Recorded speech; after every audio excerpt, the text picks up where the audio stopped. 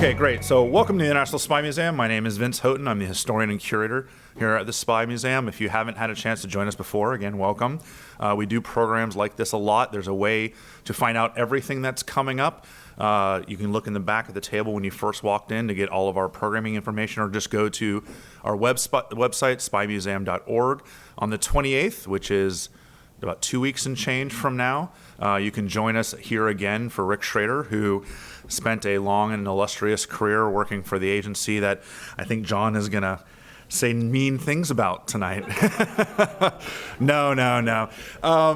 And he's going to talk about really the foundation of the CIA. So a little bit of an overlap, but from a different perspective. So we're really looking forward to Rick's talk too as well. He's been here before, and every time he comes, the people who join us, the visitors, love what he has to say.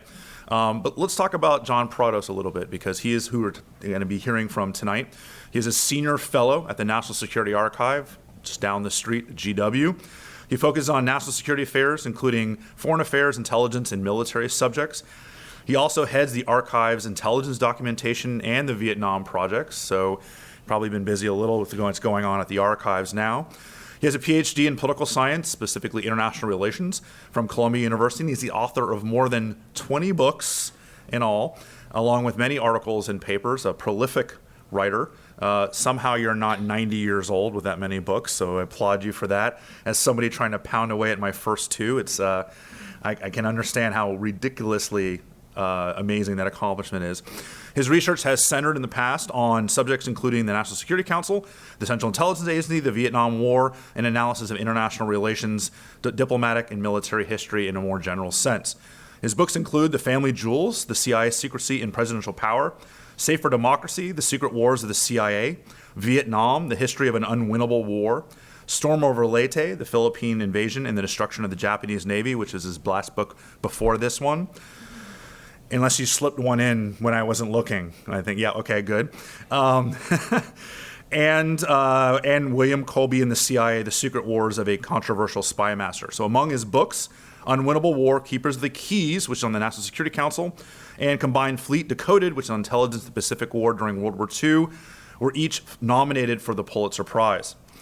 His newest book is The Ghosts of Langley, Into the CIA's Heart of Darkness, which came out just this week, just 2 days ago, which relates the agency's current situation, I changed a word there, to its founding in earlier years. So kind of tracing together where we are today based on how it all started, telling the story of the agency through the eyes of key figures in CIA history, including some of the most, use the word here, troubling covert actions around the world. And I think that that's certainly the case with a lot of what we're talking about here tonight. So you're not here to look at me, so let me introduce to you John Prados.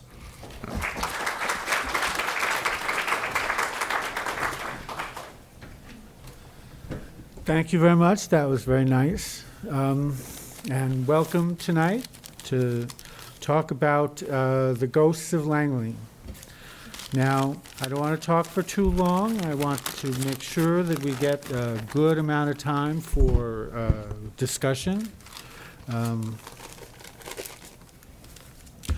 So I'm going to stop at a certain point and throw the floor open for questions, and we'll take it from there and talk about whatever your concerns might be.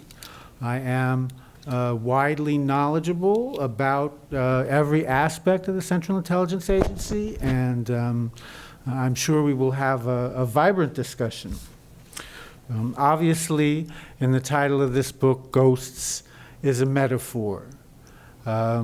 Institutions, organizations, they take a coloration, they take an ethos from where they start and what they do, and from their heroes or their villains. So there are ghosts.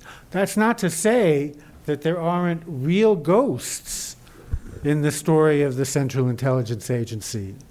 A CIA director, William J. Casey, fell down at his desk in the middle of the Iran-Contra affair and died a few months later after a brain hemorrhage.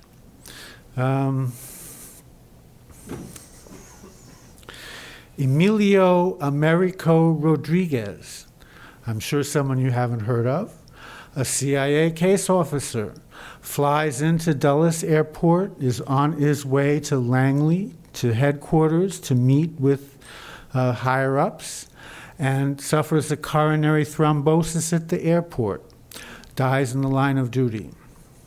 That's in November of 1967. Just a few months before that, the director of operations of the Central Intelligence Agency, an officer named Desmond Fitzgerald, is playing tennis in Northern Virginia, drops on the court, dies. A couple years before that, in 1965, Frank Wisner, who had also been the director of operations of the Central Intelligence Agency, took a shotgun to his head and killed himself. None of those people are stars on the CIA Memorial Wall, but there are lots of stars on the CIA Memorial Wall, more than 115 or so at the last count. So there are real ghosts in the story of the Central Intelligence Agency. At a certain level, you could say John F. Kennedy is a CIA ghost. Because of the sort of enthusiasm, if that's the right word, with which he pursued covert operations against Fidel Castro, and because of the fact that he was murdered, it has always been part of the swirling conspiracy theories about the Kennedy assassination, and even part of the official investigations of the Kennedy assassination, whether or not there was a Cuban government, an official Cuban angle to the assassination of President Kennedy. As a matter of fact, it happens that only 10 days before he died in Dallas, President Kennedy sat down with the top brass of the CIA to review the Cuba operation and approve the next measures that they were going to take in the operation that they called Mongoose. And that is only part and parcel of Kennedy's interest in this program. He pushed it enough that he took it out of the regular process for CIA operational approvals. He sent it to a special group. He assigned his brother to ride herd over the operation. When Bobby Kennedy didn't think that the operation was going strongly enough, Kennedy took it out of that milieu and assigned it to another element of the National Security Council. And now in 1963, he begins meeting personally with the people who are undertaking this operation. So you could argue that Kennedy, too, himself the president, is one of these ghosts. But let me go back to our metaphor. And here I'm going to go to Sigmund Freud. Now, Freud had he articulated a theory of what he called the uncanny. The uncanny was ghosts. It included ghosts. And what he saw in the sensibility of people who believed in ghosts was that they took an animistic view of the universe, which involved the raising of the dead. All right? And here's our point of departure. Very much in the early days of the Cold War, the end of World War II, the end of the Office of Strategic Services, it was people who had been with the Office of Strategic Services, in particular Allen Dulles and William J. Donovan, who articulated the need for a peacetime intelligence agency and went after creating a Central Intelligence Agency. And in this way, they were, in fact, raising the dead. So Alan Dulles is one of the characters in this book, and you'll follow things that he does in the early days of the CIA. Our unfortunate operations director who killed himself, Frank Wisner, is another. He's a zealot. The zealots at the Central Intelligence Agencies and in intelligence were important in setting the early direction of the agency in general, but covert operations in particular. He was himself an OSS operative, and his peak World War II experience came in Romania, in Bucharest, where he was the chief of an OSS mission that was spying out German activities in the Balkans in the last days of the war, with the Romanians desperate to make some kind of accommodation with the Western Allies so they wouldn't be stuck with the Russians. The result being that the Romanians were very communicative with the Americans. Wisner got excellent intelligence, made close connections with the whole Romanian royal family of that time and high government officials. And he was there when the Soviets clamped down, and they sent many, many Romanians off to the Gulag, to the labor camps, to see whether they would survive or they would not. That was a stunning experience for Wisner in Bucharest to watch the Russian death trains going off into the distance, and that marked his life. That made him the zealot that he became at the Central Intelligence Agency. You fast forward 10 years to 1956, of course, and Wisner is the operations director when the Russian intervention in Hungary happens. It's the same thing. Wisner happened to be actually cruising. That was a word that agency officers used in the early years for taking a trip and gallivanting around. Wisner was cruising in Europe when Hungary happened. And here again, he saw a reprise, a raising of the dead, actually, of people in fact being sent to their deathbeds. So that was a shock for him, and that set up some of his later experience. But between those two poles of experience were a whole series of CIA operations that zealots like Mr. Wisner and dreamers like Mr. Dulles supported and carried out. Albania, from 1949 on through 1954. The operation ultimately fell apart, but for years before it did, no one could hold it back. In 1952, just before Christmas, there was a big scandal. It started in Warsaw, where the Russians and the communist Polish government arrested a whole bunch of people that they said were Western spies and secret agents. And this turned into a big scandal for the CIA because there was a network, but it was run by the Russians. It was a false operation that was designed to trap those who might want to spy for the West within a net that was controlled by Russian security. And for some days and weeks, it was not even clear whether the United States would preserve diplomatic relations with the nation of Poland.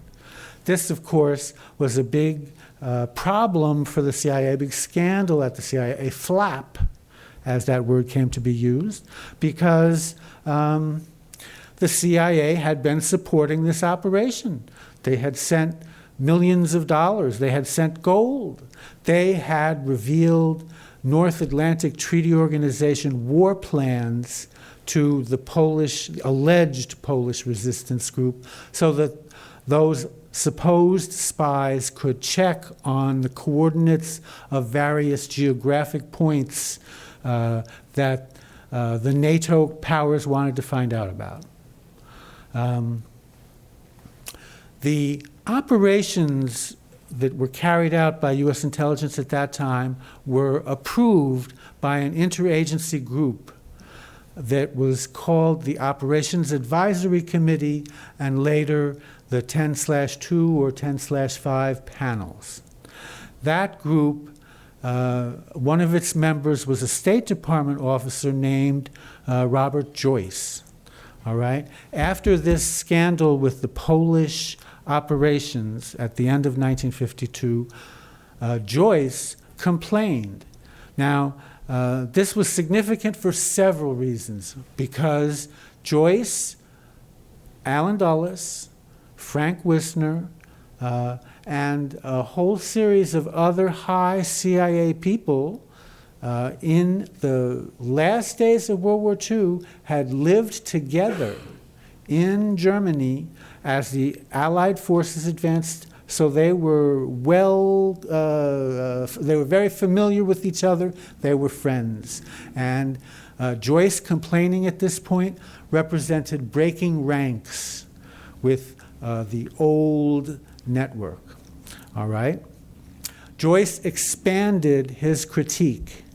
Months after the initial complaints about what had happened in Poland, he filed a more serious set of charges about CIA covert operations, that they did not support American foreign policy, that they were not well coordinated or controlled, et cetera, et cetera. The idea that an insider, Joyce, by the way, had been a member of this group that approved the operations, so even more he had inside knowledge of what he was talking about. The idea that an insider like this would break was very embarrassing to the high command of the CIA. In early 1954, Wisner actually wrote a memorandum in which he argued that the real problem with covert operations was that they had not been given high-level guidance, in other words, from the President of the United States, high-level guidance within the U.S. government. Here is a case where the CIA begins to develop an argument. And one of the theses in the Ghosts of Langley book is that in situations like this, arguments develop, and they are used again and again, sometimes in reverse even, the next time that the CIA needs to overcome complaints and challenges. All right? You may know, if you're familiar with this early history of the agency, that in 1954, President Dwight Eisenhower ordered a committee under James Doolittle, a famous wartime Air Force commander from World War II, to review U.S. intelligence operations.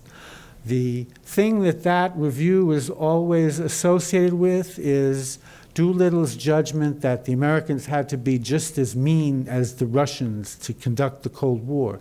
But in fact, one of the purposes of Doolittle's investigation was to ascertain whether, in fact, presidential direction and guidance to the CIA had been sufficient or not.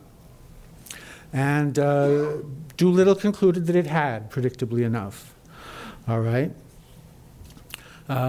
He was assisted in drawing his conclusions by the fact that at that very moment there was a CIA covert operation going on in Guatemala, which overthrew the government of Jacobo Arbenz and lent short-term credibility to the idea that CIA operations were successful and above board. But A second tactic emerged during that same year of 1954, and that was the CIA itself putting out information about covert operations. They brought in a reporter for the Saturday Evening Post and proceeded to tell this person lots of stuff about their Guatemala operation and the operation that they had carried out in Iran in 1953. And that for the purpose of getting good public relations from an article in the Post. So we go on through the 1950s, and there are a succession of operations that are controversial in one way or another. The Hungary revolt was not actually a CIA operation, except lots of people thought that it was, because in 1953 there had been an uprising in Eastern Germany. After that uprising, the United States government had reviewed its foreign policy for Eastern Europe and had proposed a policy that would encourage opposition to Soviet control. And although the policy had a provision in it that was don't support a revolt if it's going to fail. In other words, we don't want to get caught in a very bad position here. But that was a contradiction with the idea that they were going to encourage revolt in Eastern Europe. So that was the existing policy when the Hungarian revolt took place. And when the Hungarian revolt took place, Radio Free Europe, which was a CIA operation, was busily broadcasting messages of support to the revolting population in Budapest and elsewhere in Hungary. So it was ambiguous whether there was a CIA control here. Frank Wisner, struck on his cruise by what was happening in Hungary, actually found himself powerless to do anything about it. When he got back to Washington and the CIA canvassed what were their resources, what could they use in Hungary, what could they do in this crisis, they found there were no plans. The CIA's Hungary establishment had 2 operating case officers, one of whom was assigned to Vienna and one to headquarters. And there could not find more than 7 operations officers in the entire agency who spoke Hungarian. So their ability to do anything in this situation even was tightly circumscribed. Okay? In Indonesia in 1958, where the CIA supported a revolt by the Indonesian military against President Sukarno of Indonesia, the United States was reduced to arguing that we did not keep track of or support mercenaries. The reason we had to make that argument was because one of the CIA pilots flying B-26 bombers in support of the rebels was captured, shot down and captured by the Indonesians, and they found him with his PX card for Clark Air Force Base and his U.S. Air Force ID cards and other documents that clearly showed that he was a pilot for Air America, hence for a Central Intelligence Agency proprietary. Okay. The Zealots, the impact of Zealots, the ghosts of Zealots, actually, I think, teach 3 things. First, that whatever you want to say about whether there's good high-level influence or instruction for the agency or not, that high-level instruction for the agency was opposed to, in contradiction with, plausible deniability, which was a standard argument in regard to covert operations, that you had to keep them secret in order for them to be successful. Second, that operations that straddled legal boundaries actually had the best chance of continuing from the standpoint of an organizational officer at the Central Intelligence Agencies whose interests were in starting and maintaining operations that would proceed into the future. Third, that there was contradictions between goals and the conventions of international behavior and norms, which often got into the way of these progressive covert operations. Be that as it may, of course, there were many operations officers at the CIA, and all through this history, 70 years now, and among them there were stars, the ghosts of the stars.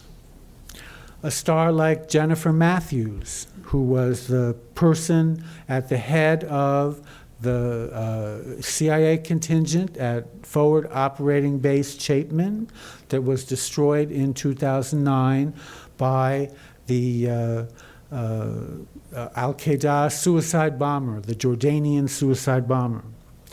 A star like Robert Ames, who was one of the agency's prime case officers working on Middle Eastern operations and perished with 8 other CIA persons in the American embassy in Beirut in 1983 when it was car bombed. A star like Tracey Barnes, kind of a little bit different configuration. Barnes started out with something that was called the Psychological Strategy Board. The Psychological Strategy Board was created under Harry Truman to be America's sort of Cold War headquarters. It was going to be above the Central Intelligence Agency and give them that high-level guidance that Mr. Wisner seems to have missed. All right? But surprise, the Psychological Strategy Board couldn't quite get itself established. There was a lot of foot-dragging from the operating agencies, in particular from Frank Wisner's Directorate of Plans, which is what the DO was called in those days, right?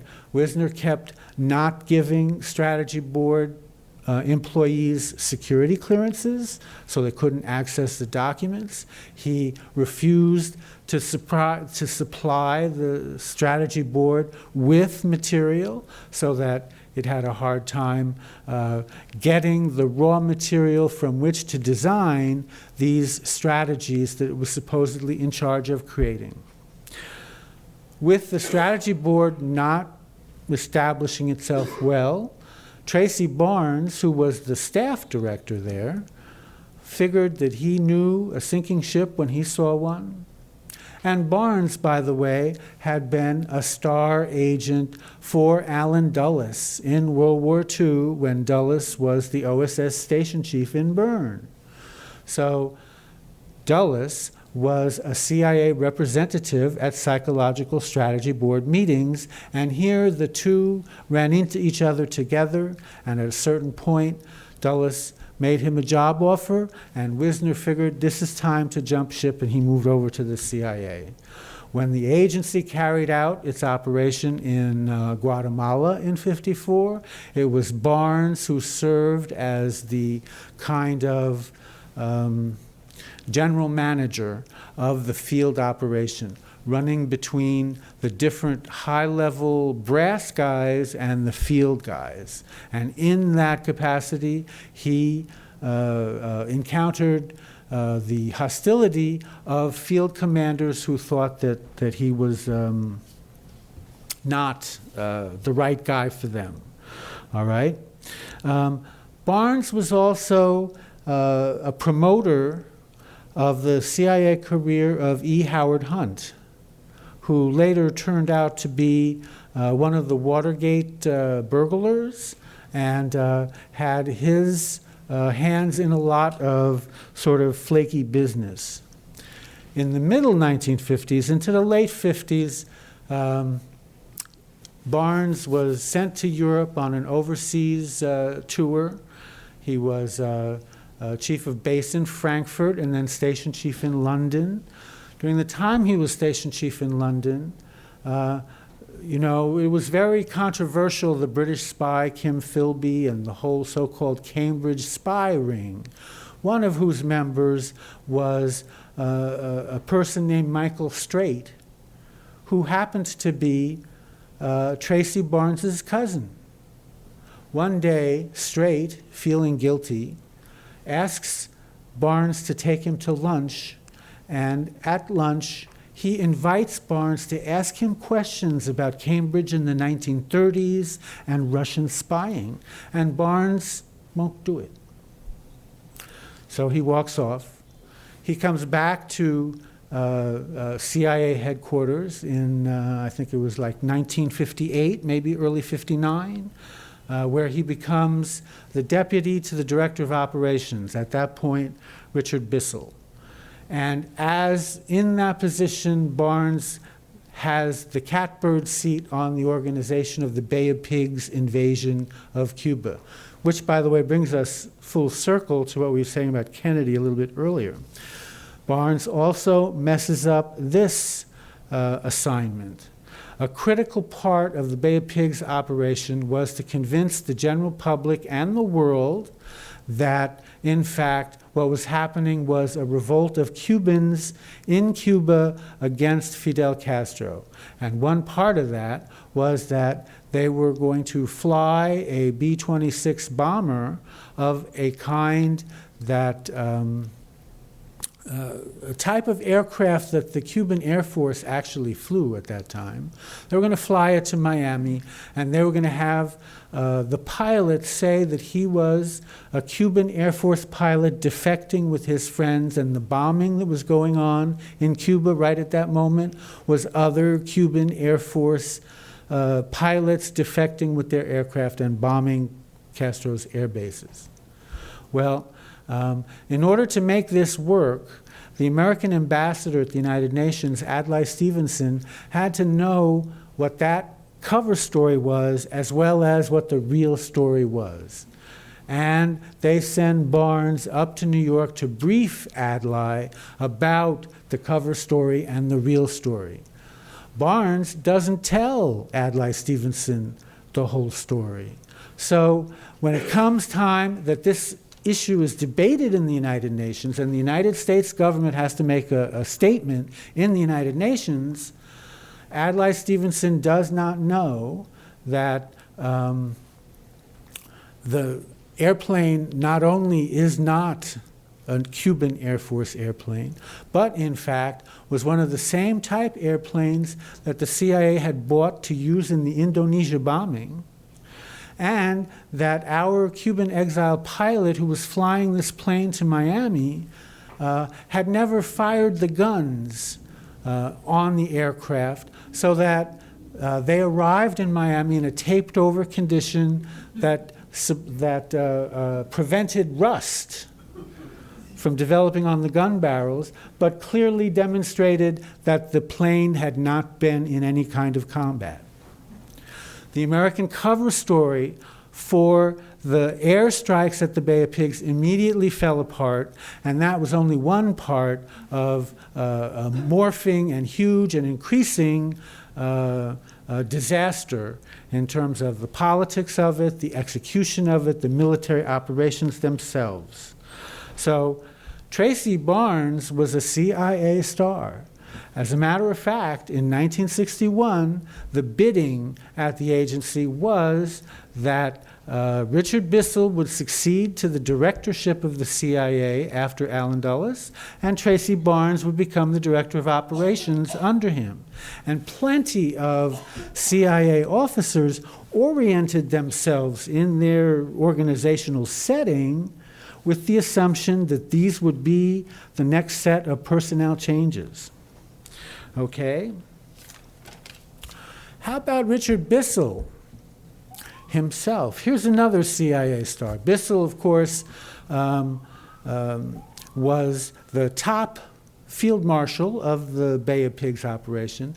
But more than that, this man was the kind of sort of super manager that every organization appreciates having. He was a fair-haired boy to Allen Dulles when Allen Dulles was the director of the CIA. He was the fellow who supervised the development and operation of the U-2 spy plane. He was also the person who gave us photographic reconnaissance, because he supervised in exactly the same fashion the development of the Corona program, which was CIA's first spy satellite. In his case, the problems came from a different angle, right? Part of the Cuba plot was that there would be an assassination program against Castro. And Bissell was the person who sort of took charge of this and had the CIA security office enlist the mafia on the principle that the mafia had gambling interests in Havana, so they and the CIA had a common cause in opposing Fidel and getting him, neutralizing him. The thing about that was, number one, Bissell sort of prevaricated on who knew what within the CIA. He let the security office move forward without any kind of knowledge on the part of the operations directorate, which was actually carrying out the operation. And when this got investigated by the Church Committee in the 1970s, he prevaricated to the Church Committee about what he did or did not do when he was the director of operations at the agency. Then there's the headless horseman. I nominate Richard Helms for the headless horseman. All right? In Freud's theory of the uncanny, of the ghosts, the ghost has the tendency to repeat the same action, to repeat the same activity again and again. And if you look through this whole span of CIA history, the one person whose fingers are in every pie is Richard Helms. There's a reason why Tom Powers decided to call his Helms biography The Man Who Kept the Secrets.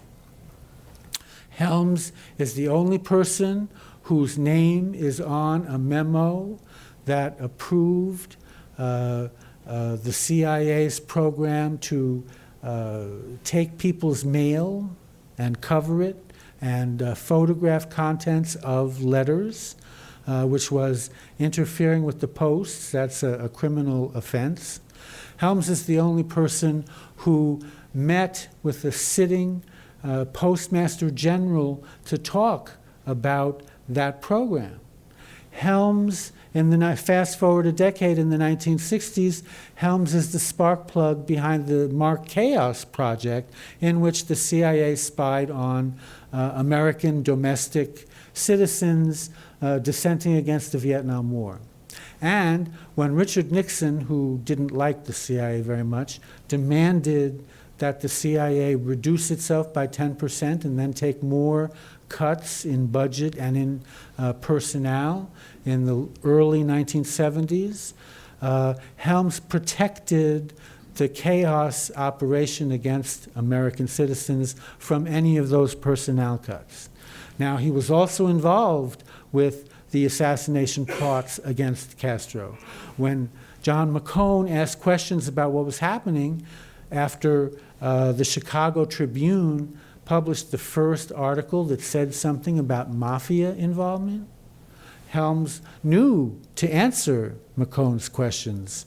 So McCone was able to get the line from Mr. Helms, which meant that Mr. Helms actually knew something about what was going on with this.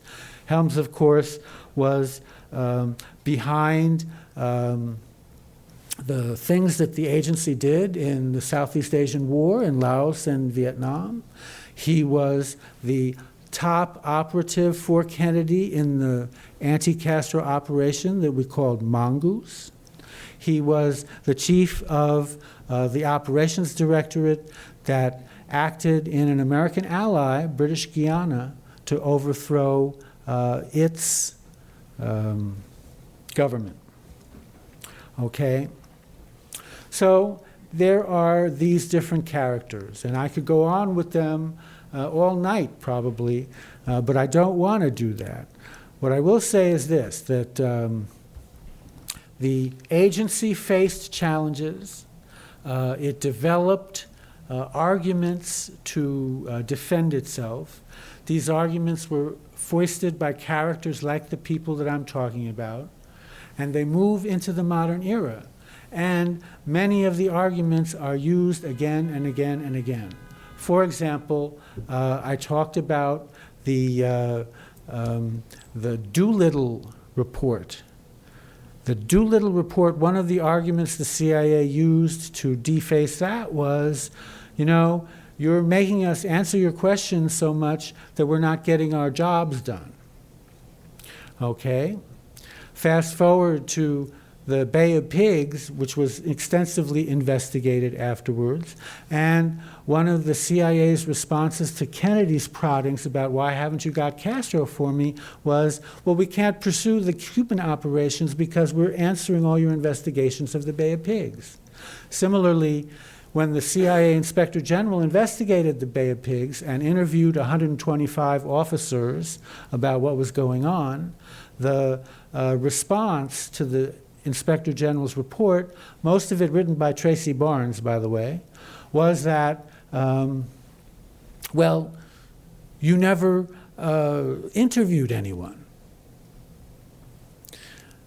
Fast forward now to the present day, and I'm passing the present day, I figure we're going to talk about it, but when the Senate Intelligence Committee investigates the CIA torture program, and the CIA responds to the Senate Intelligence Committee, what it said was, well, you didn't interview anybody.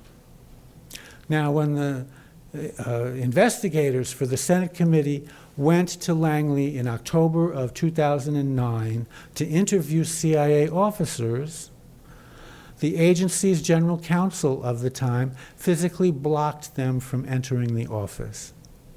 So they didn't interview anybody. And then the CIA uses that as a reason to reject the Intelligence Committee's report on CIA torture. Let me stop there. In the 90-second brief, I'll say that my analysis, George Tenet tried to be an exorcist and failed. And the subsequent CIA directors hold various positions as the Flying Dutchman, or Jacob Marley's ghosts, or other characters from this kind of a checkered history. Okay? I'm ready for your questions. And we have microphones for your questions, so we can hear them.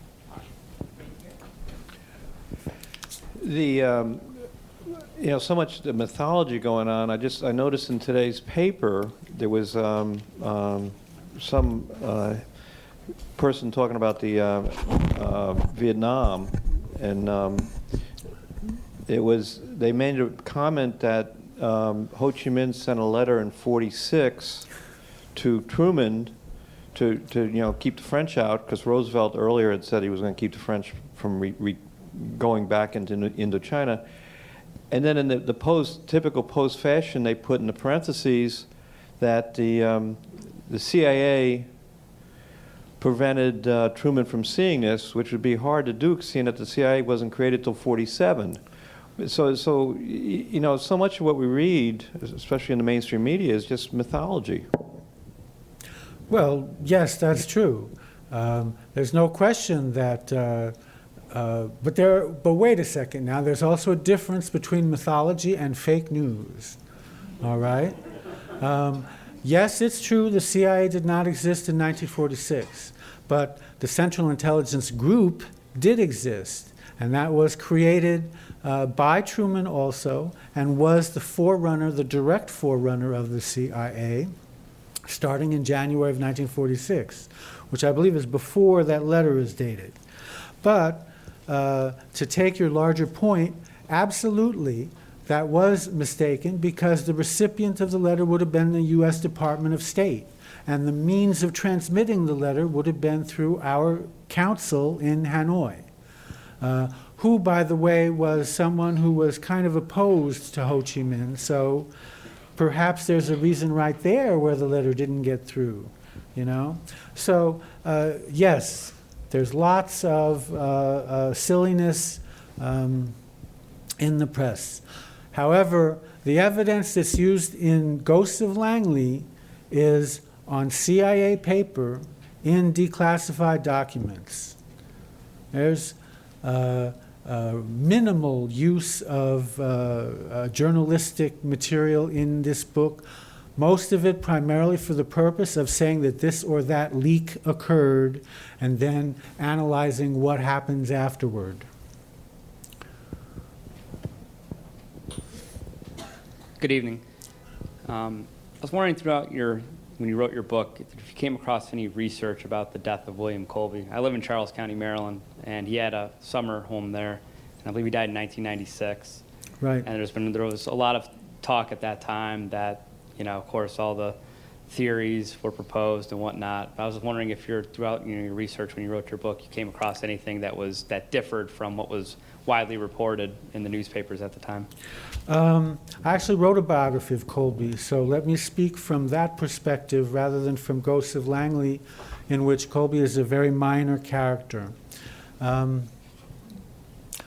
was and am still convinced that Mr. Colby died of natural causes. He was not spirited away in a Soviet submarine or murdered by one of various conspirators in different conspiracies.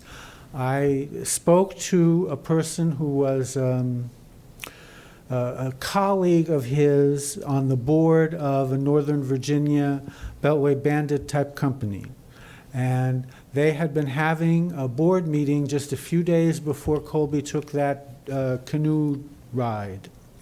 And he says to me that he and Colby went over to the coffee urn at the same time to get a cup of coffee during a break in the proceedings, and that while they were standing there, he saw a sudden, sort of flushing. Colby's face flushed. Something happened with his eyes. He described to me this scene. It was as if he had had a stroke at that exact moment. And so my interpretation of that is that Colby had a recurrence of that medical problem when he was in the canoe and at some key moment in the canoe. And that's what happened.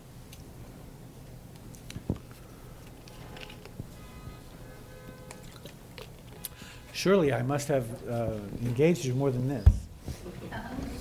Hi, good afternoon, or good evening. Do you think in your research, is there any shot, for lack of better words, of the ODNI? Do you see these same arguments coming back from the CIA in regards to ODNI's attempt to bring more oversight to the CIA? I would say that the CIA has checkmated, or checkmated is not the right, it's going too far, has checked ODI. When the Director of National Intelligence attempted to appoint a station chief, and as part of that same back and forth, tried to dictate that he could select the U.S. intelligence service from which a station chief was drawn, and the CIA rejected that gambit out of hand, that set up a rubric between the DNI and the CIA that has remained the same since. So the CIA is primus inter pares on all aspects of operations, and the DNI is essentially coordinating personnel management and doing high-level estimative intelligence.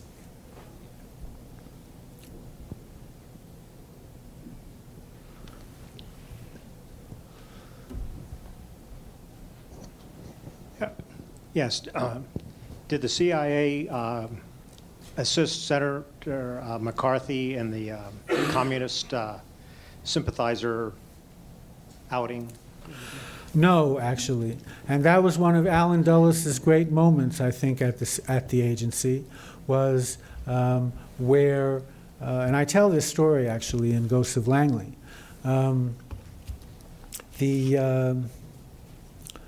The conduit for McCarthy appears to have been from the FBI. There was a senior CIA analytical officer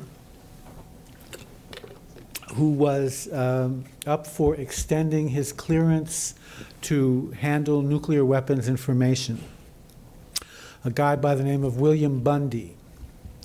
And Bundy was related by marriage to Alger Hiss, and had contributed money to the defense fund for Hiss when Hiss was being prosecuted as an agent or a spy or a perjurer, whatever it was that they were getting Hiss for.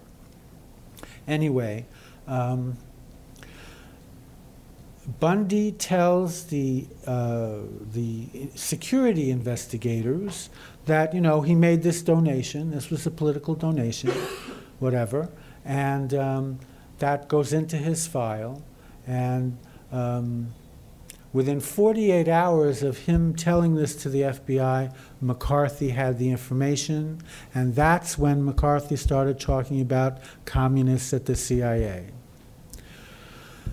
Alan Dulles listened when Mr. Bundy told him this, and Dulles said to him, you know, just get out of town for a while.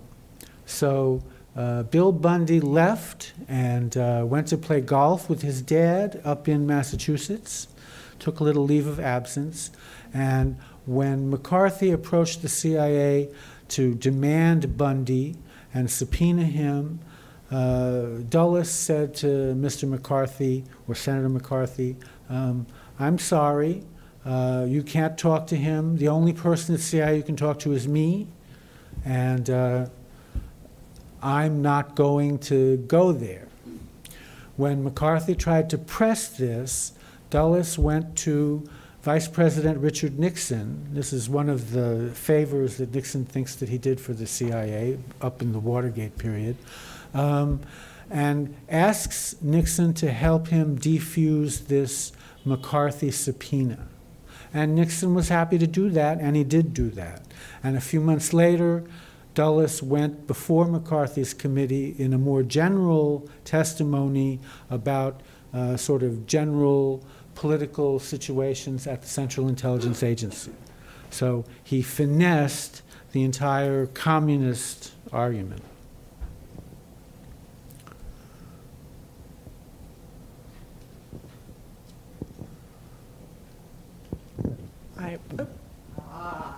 It's just all about the weight. So right after the OSS was disbanded and it was transitioned to the Strategic Services Unit and then the Central Intelligence Group, why is there so little information that we can find now? It seems like Cold War historians sort of ignore that time frame from 1945 all the way up until June of 1947. Well, that may be part of it, but I think it's also a question of records, you know.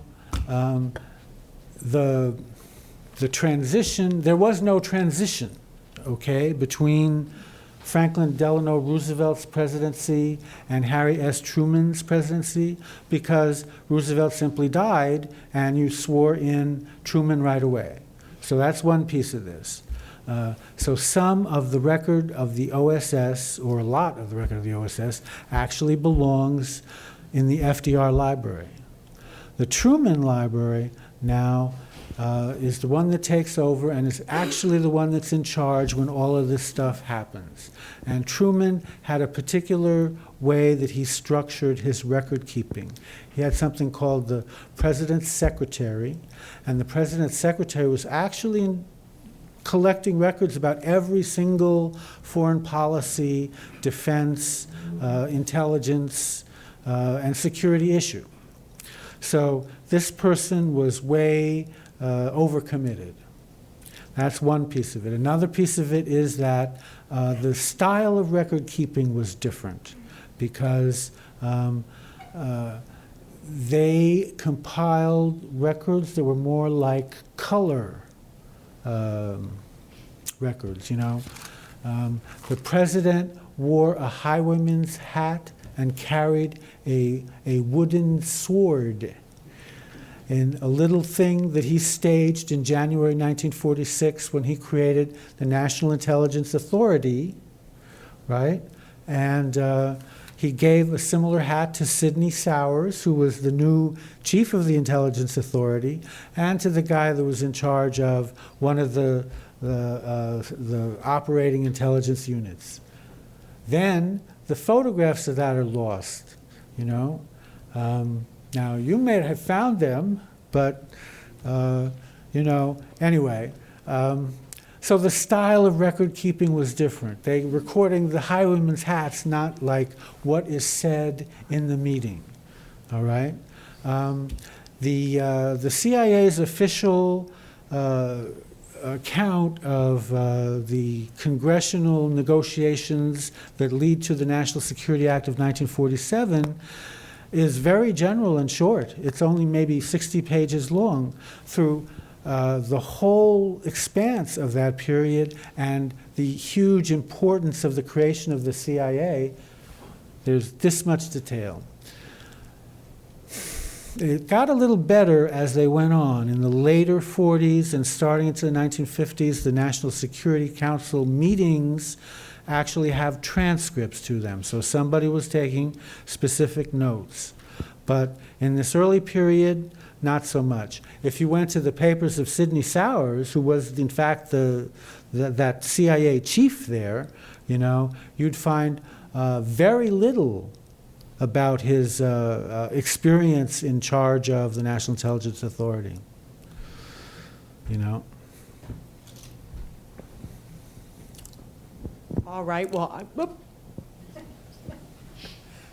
say this is the last one, and then I'll make my Thank you. announcement. I was going to ask this earlier, chickened out, and now since nobody else has questions, I will. I had thought that Kennedy had let Dulles go, and if so, why? Number one. And number two, you mentioned the mafia was possibly going to be used in Cuba. Had they been used prior to that? Okay, let me take number two first, and that is no, they had not been used before that. Okay, but I'll tell you another story that's from Ghosts of Langley, and this predates Kennedy. Eisenhower wants to get the CIA out of Washington. It had all these buildings all over the place, and Dulles wants a new CIA headquarters. The campus, quote unquote, at Langley started with this. When they're moving forward, and the book contains a whole account of all the machinations that happened in getting the approval for this and all of that kind of thing, as they're moving forward, Dulles starts talking about having a cornerstone laying ceremony. All right? And his top administrative guy, a guy named Red White, or nicknamed Red White, says to him, you don't need something like that. We can just put up a plaque. And Dulles says to him, don't you realize there's an election coming up? And after that, I might not be here. I might not be the director of the CIA. We've got to have a cornerstone laying so that there's a stone where my name can't be erased, and we can get the president to come over here and make some kind of positive remarks about the work of our agency. So that's, in fact, what happens, all right? But number one, it shows that in the 1959-1960 period, Allen Dulles is worried about his status as the director of the CIA. Now, given that, all right, you go into 1960, and in 1960, the U-2 aircraft is shot down over the Soviet Union, and that turns into a huge flap for the CIA. Dwight Eisenhower, even before Kennedy, has to come out publicly and apologize for the CIA, you know. I take responsibility for this.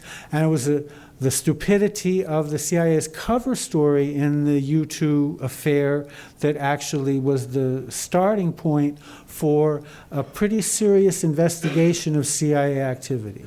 And then, following right on that, you have the Bay of Pigs disaster. So, following the Bay of Pigs disaster, oh, and by the way, you know, when the Bay of Pigs happened, when the director of the CIA's presence on the scene could have, should have been a key command element in the forward progress of the operation, Dulles actually took it upon himself to travel to Puerto Rico and go to a private foundation organization's annual convention as a means of providing cover to the operation. But what that meant was he was not in place to deal with the problems that happened at the Bay of Pigs as they came up. So one of the big CIA arguments, and this became sort of received history at the agency, was the only reason that the Bay of Pigs failed, it's not true, by the way, but the only reason the Bay of Pigs failed was because Kennedy cut back the airstrikes. And if we had only had the full menu of airstrikes, it would have worked. Of course, if Dulles had been there, he could have asked Kennedy to reinstate the airstrikes. But not being there, he couldn't. What happened was that Richard Bissell went to engage Dean Rusk. Rusk would not make this decision himself. He offered to let Bissell talk directly to Kennedy, who happened to be in Hyannisport for the weekend. And Bissell said no, he wouldn't make the call. If Allen Dulles had been there, he would have had the stature to make the call. Having said that, I will also say the airstrikes were cut back because, in part, Adlai Stevenson had failed at the United Nations, in part because Kennedy thought that the operation had too much visibility already, and none of that answers the question of whether this small amount of airstrikes, there are only 44 in the entire Bay of Pigs operation, would have had the claimed impact on the Cuban military forces. John Prados, thank you very much. Thank you.